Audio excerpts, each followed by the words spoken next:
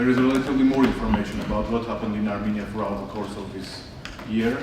So to fill that gap, we have a very distinguished panel today with the first-hand information about developments in Armenia, featuring Foreign Minister, His Excellency Zohar Ahmedzakanyan, Clement Gule, UN Special Rapporteur on the rights to freedom of peaceful assembly and of association, who has recently been to Armenia and prepared a report that would be presented tomorrow with his insights and recommendations. Mr. Arman Tatoyan, Human Rights Defender of the Republic of Armenia, who will present the views on the current state of affairs in Armenia from a perspective of NHRIs. So I would like to encourage you to engage with the speakers in Q&A session very actively and putting your questions and your comments after their speeches. Without further ado, I'll pass the floor to His Excellency Minister of Foreign Affairs. You have the floor. Thank you very much, Andrenik, and I thank you all very much for turning up at this event that our ambassador Andrenik has organized. It is now more than a year, slightly more than a year since those events took place in Armenia, which have become to be known to the world as the Velvet Revolution, non-violent, peaceful revolution of love and solidarity. And there is a lot of meaning in that. I'm really very grateful that the Special Rapporteur on the right to the freedom of peaceful assembly, Mr. Clement Goulet. Clement, thank you very much for joining us today. And I'm also very, very grateful that Arman Tatoyan, our ombudsman, our human rights defender, has also taken effort to travel and join us today at this event. There will be an exhibition opening in a few hours at 4 o'clock in front of room 20, which will also enrich our discussion with some imagery, some more sort of graphic expression of the spirit that was overwhelming Armenia last year. I'm sure that there will be a lot more analysis, more research about how exactly, why, and what happened in Armenia. You know, I have my own emotional sentiment about all this, in that I have spent 6 years in this building in the UN Geneva, dealing with human rights, when Armenia was a member of the Human Rights Commission. I've spent time in the Council of Europe when Armenia was going through a deep crisis of the tragedy of 2008. In my personal experience, I've dealt extensively with the professionals in the field of human rights, both from within the UN system. I think we benefit from our membership in European regional organizations, of which the Council of Europe and the OSCE are very good examples, and which have a very, very big chunk of human rights related activity. We have been working, I see my good friend, the Deputy Head of Mission of the European Union here, with whom we have spent also quite some time discussing and deliberating on these matters. It was interesting, in my view. The Armenian public has that, has that propensity to protest, which is perfectly normal. The whole point was about the quality of protest, and the evolution of protest, and the maturity of protest, the capacity of all the institutions to generate this process in a way that our country could absorb such shock. It all started in March with the march of the future Prime Minister, which mobilized the public support. By 8th May, on 8th May, he was elected Prime Minister. On the 9th of May, life continued in Armenia as it was. This was a very important demonstration of this maturity of the various institutions of the public to organize the protest, organize in a way that we could overcome the risks of deterioration, damage to the state, damage to the society. This was a victory for the nation. And this was a victory of maturity, a victory of the strength of institutions. And this was also a result of this continuous work over years, the strengthening of the civil society, the strengthening of the media. It is not to claim that they have come to a level of perfection, but it is to claim they have come to a level which made it possible to go through this process through a non-violent way and achieve this networking of this generated public discontent. Every citizen has been part of it. And the Prime Minister has been very clear, very often underlining this, that every citizen was participant of this process. Every citizen was the owner of the change, the owner of the revolution. And when you will see the pictures, there are a lot of emotional touches to this. But you will see that beam in which the people have been very confident about the way in which they take charge of their rights, of their destiny.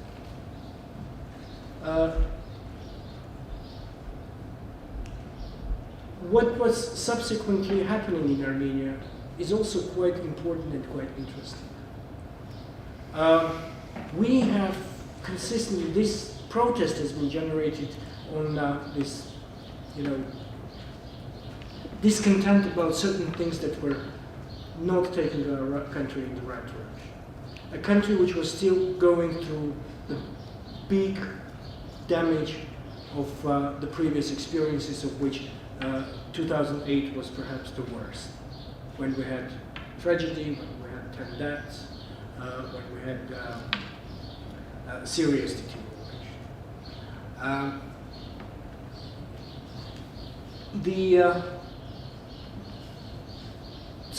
Such phenomena as corruption, very low level of trust in institutions, public institutions, the judiciary, low level of trust in the electoral processes, and many other such phenomena. The deconstruction of equal opportunities for all in social and economic life.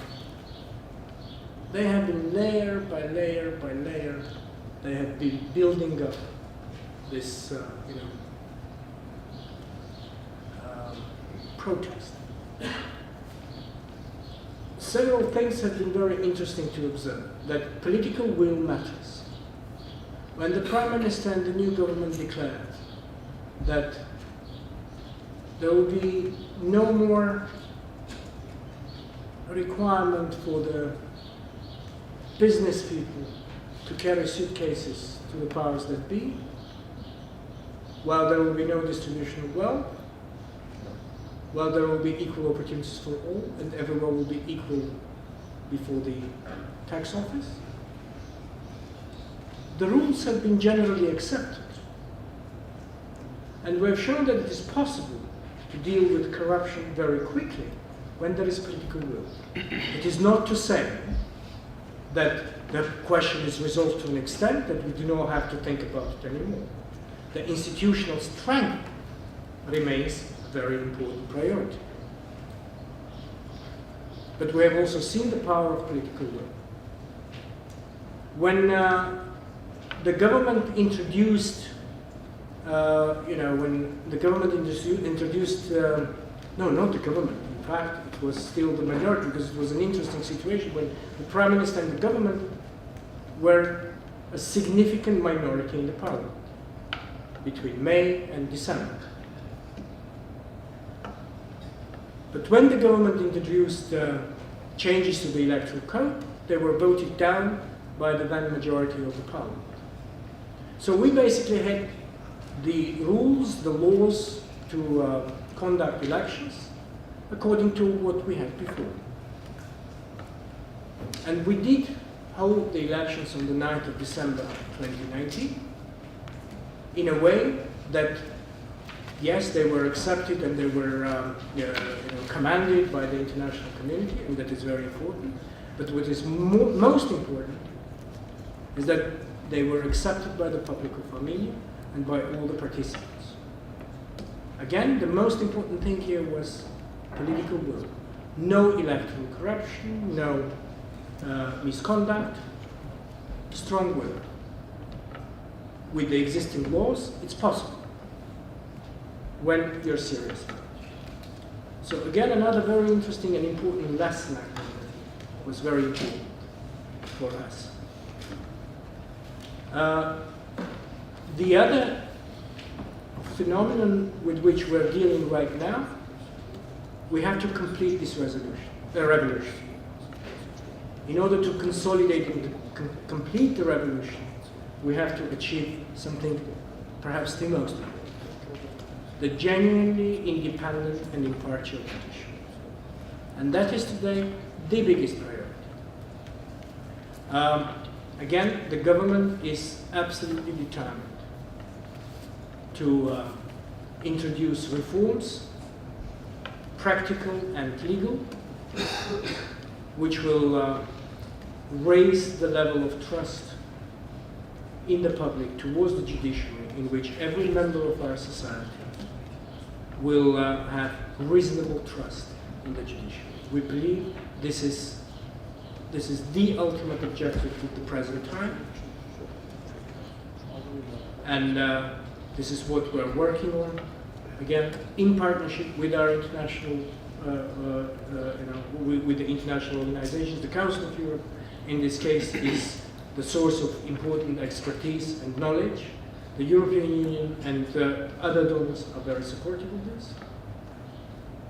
And this is what we're dealing today. This is what is on the table today as the most important priority. Finally, the revolution may face vulnerabilities if we do not achieve reasonable progress in our economy. For that, again, what the Prime Minister defines as the priority of the economic revolution is also about networking the development, pushing the development through participation of the public, which is to say, equal opportunities in economic and social life, expanding the pie, while we're dealing with the tax system. So those are in broad terms, those are what our government is dealing with today.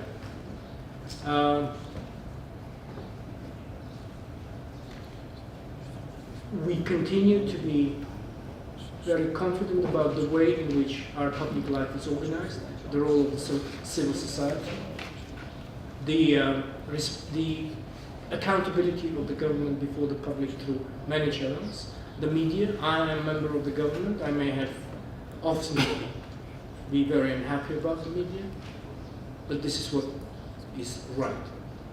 This is what is good, because you always feel the accountability.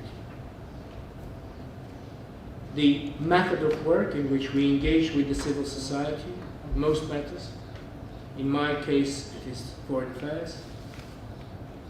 In many other matters, every member of the government, or every government agency is actively engaging with the civil society. On many issues, we have, for example, the the comprehensive and enhanced partnership agreement with the European Union, which is a special format of work which engages the civil society. The same concerns the media. From my angle, as the final point, the most important thing in all this was that what happened in Armenia in April, May 2018, what is happening in Armenia now is solely, strictly about Armenia. When you look at the pictures, when you will see the exhibition, you will note that it was about Armenia. That the only flag in all those demonstrations in the squares and streets of Armenia, there was only the tricolor of Armenia. And that was the whole message. There was no geopolitics in Armenia. It was our internal matter.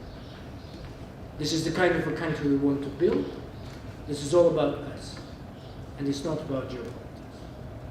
We had to go through certain phases, whether our revolution has certain implications in one direction or the other. And we have been patient enough to insist that we have been building a national security architecture in a careful way. And this is a responsible government which will continue to be very sensitive about national security in a way, but rocking the boat is out of question. And we're faithful to our commitments internationally. We're faithful to our relations with all our partners. And we will carry on doing that. It took some time and patience to insist on this point, but we're very confident that this is the right way. And we do benefit from the multiple cooperation platforms we have in all important directions of Armenia's engagements. It's a good feeling. It's good to be in Armenia. The spirit is good. And whenever you have an opportunity,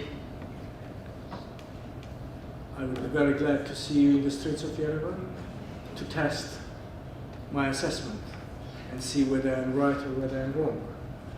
But not to take it any further. I'm sure that my assessment will be tested already by the two other speakers, and I will see how far I have been right. Thank you very much. Thank you once again for joining us today. Once again, it's a complex process. It's a difficult process. It's a process when you have a huge support of the public. 71% of the vote, of the genuine vote, is not a small thing. It's a lot of confidence. But it's a scary responsibility. Because you know that the people have given you a mandate for a reason. And it's a responsibility to deliver faithfully on that mandate. And this is the spirit with which our government, with the leadership of the Prime Minister, is performing. Thank you. I would like first of all to apologize about my voice.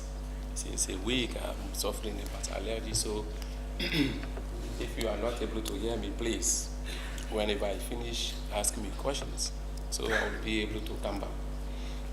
I would like to thank Your Excellency for organizing these side events and involving me. I think it's not usual to see countries the day before the presentation of the report, organizing side event and involving the rapporteur that just visit the country and will be presenting the report. Not to say that the report is completely nice. There are certain things that need to be improved. We discussed during my visit with the minister, with members of the government. not just to say that the report contain or say that everything is good in Armenia, but I think this, for me, shows really the readiness and the will for the government, the current government, really to improve the situation on the ground. And for me, it's also important to attend such side events to also hear more about what's happened since my visit. And as you know, I visited Armenia last November, and I have 7 months after the Velvet Revolution. And this visit was particularly important for me because when I took the mandate, one of the things that I decided is also to use my mandate in order to be able to assist countries that are going through the transition to be able to build strong democracy, rule of law, but also strong civil society that is important for any democracy. And during my visit in Armenia, I was also impressed about the level of openness of the government. I was received by the Deputy Prime Minister, by the Minister, and I met all of the government members that I need in order to really discuss about issues that are important for me, which is the freedom of association and peaceful assembly. And we all see from the TV how Armenians were able to go on the streets to claim democracy, to claim, I would say, a new society. And during my visit also, I was able also to hear first-hand information about how Armenians took this revolution as their revolution. For me, it's really important. I think the minister mentioned also one of the points, saying that one thing probably that also changed in this revolution is that Armenia themselves, they stood up. And this revolution is their revolution. And they also, in this spirit, I also noticed that everybody, from where I was able to go, I visited regions, Gamri, Vanada, I visited also Dur province, where I was able also to meet around the mining, the protester that was protesting in Amsur mining. I was also to hear from them what is their concern. One thing that I noticed from there is really that all of Armenia feel that the revolution is their revolution. And it is important to highlight because it also changed in the nature of commitments, both from the government but also for the society, to build new democracy but also new way to live together.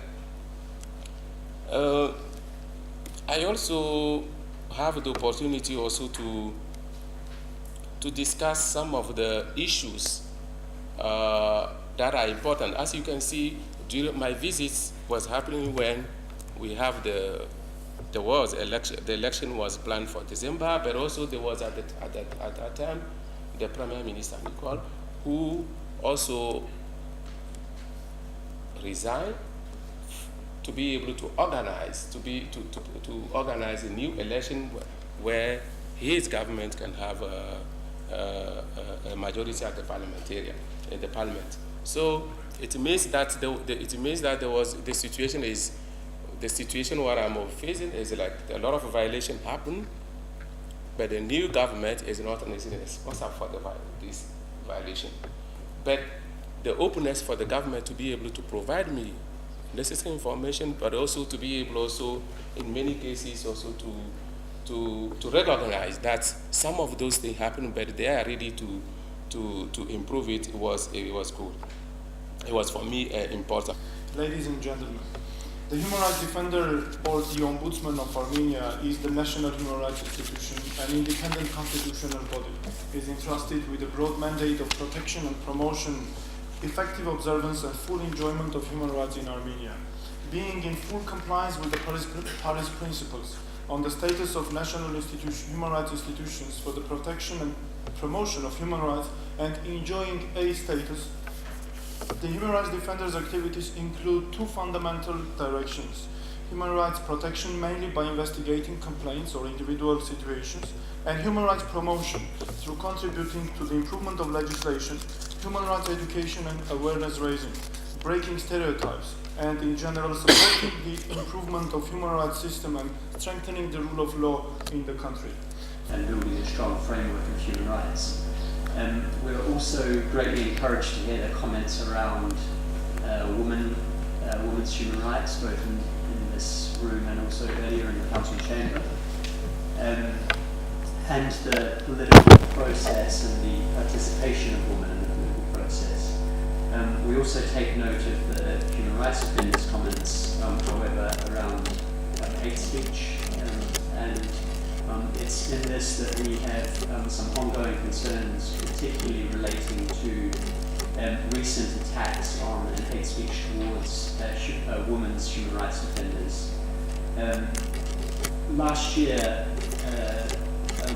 was the 20th anniversary of the Declaration of Human Rights Defenders, and one of the key messages to come out of the year, something that was reiterated in the General Assembly resolution that was passed by consensus, was the importance of a strong positive narrative around human rights defenders in society, and particularly the onus on governments to be propagating a positive narrative. And it's really for us to urge the government of Armenia to take a very much a proactive step in strongly propagating a positive narrative around human rights defenders, particularly women's human rights defenders who in many situations face extra vulnerabilities. We know that women unfortunately will continue to face these sorts of attacks, but when they have the clear and public and very strong support of the government behind them, and when the general public understands the nature and essential work of human rights defenders, and particularly women's human rights defenders, this goes a great way to combating the sorts of attacks that we've seen recently in Armenia. Thank you. Thank you very much.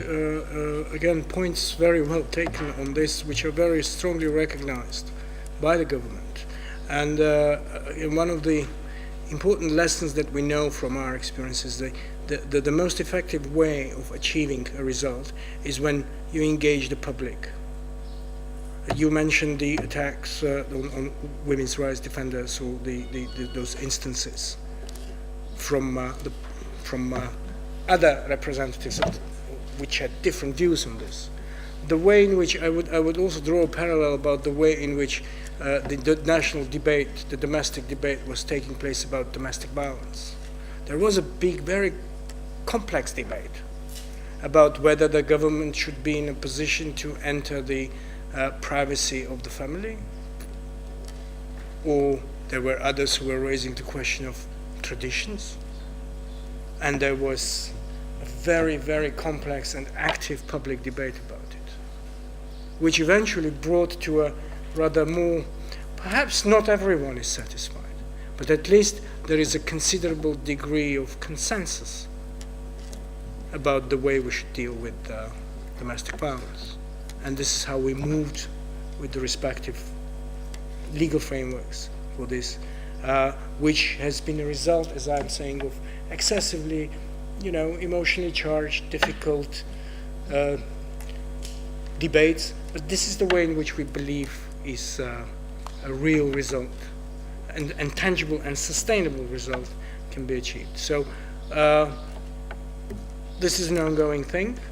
It is a never-ending fight. But for the government, again, I was mentioning the importance of political will. It is with this political will that we believe that the engaging nature of debate, public debate, engagement of the public through their organizations, civil society, and so on. The role of media, again, I want to bring up, that we believe we can move on. Thank you. Shahriar Haji, Associate Secretary of the Permanent Mission of Azerbaijan. I'd like to address my question to Mr. Nasser. I have listened carefully to the processes that Armenian people has through in order to establish a democratic state and the preservation of democracy for the institution building. I just would like to ask, what measures does Armenia intend to take as a country that claims to be candidate to democracy? In other words, taking into account the judgment of the European Court of Human Rights dated 16 June 2015 in Chernobyl and other such as Armenia case, where the court recognized Armenia as exercising control over the territories of Azerbaijan and which amounts to occupation under the terms of IHL. When will Armenia sees the occupation of the territories of Azerbaijan? And my second question is, when will Armenia stop the violation of the economic, social and cultural rights of more than 800,000 Azerbaijani internally displaced persons whose rights have been violated since the very first day of the occupation? And I would like to put my question under the framework of democratic principles, democratic values, which should be carried out by democratic states in both these relations and policies internally, but also at the same time in its relations with external neighbors and other states, and which is required under the terms of and principles of Charter of the United Nations. Thank you. Well, thank you very much. Nice try, I would say. Now, look, we have been focused on what is happening in Armenia, and Armenia is very confident about the democratic process that is happening. And we believe that democracy in the region, in all countries of the region, would be a great contribution to peace and stability in the entire region. Now, coming back to Nagorno-Karabakh, I had the opportunity to speak about it earlier in the morning, and I would want to come back to it again. In fact, this is something that we have been quite vocal, including in the negotiations. Nagorno-Karabakh is a people.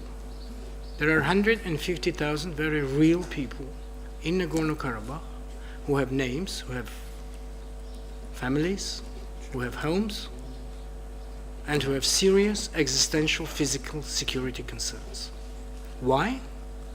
Because one might want to be reminded that 70 years of jurisdiction of Azerbaijan over Nagorno-Karabakh has been laced with continuous systematic discrimination. That in the early years in the early 1990s, there was a moment, or there were occasions when over 40% of the territory of Nagorno-Karabakh was under the control of Azerbaijan. Over 40% of the population of Nagorno-Karabakh has been cleansed. There was a moment where there might be no discussion on Nagorno-Karabakh because there might be no Nagorno-Karabakh at all.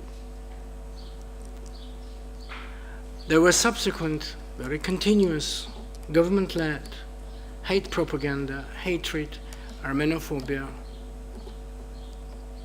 which have been raising seriously our claim about the threats to existential physical security. The glorification of a murderer, Ramil Safarov, is a case in point. When a psychopath kills an Armenian officer in the middle of the night, a sleeping officer, and then turns up in Azerbaijan and is received as the hero of a nation for the fact of killing an Armenian, is something to reflect upon for the public of Azerbaijan. When it is repeated, because it is a sign of encouragement, and when it is repeated subsequently during the aggression against Nagorno-Karabakh in April 2016, it is also something to reflect upon for the public of Azerbaijan. So it is all about the human being those human beings in Nagorno-Karabakh, 150,000 of them, and their existential physical security. There is no other security arrangement for these people than the one that exists today. Armenia is a guarantor for the security of Nagorno-Karabakh because there isn't any other guarantee. Will we accept a situation when, again, we face the obliteration? No.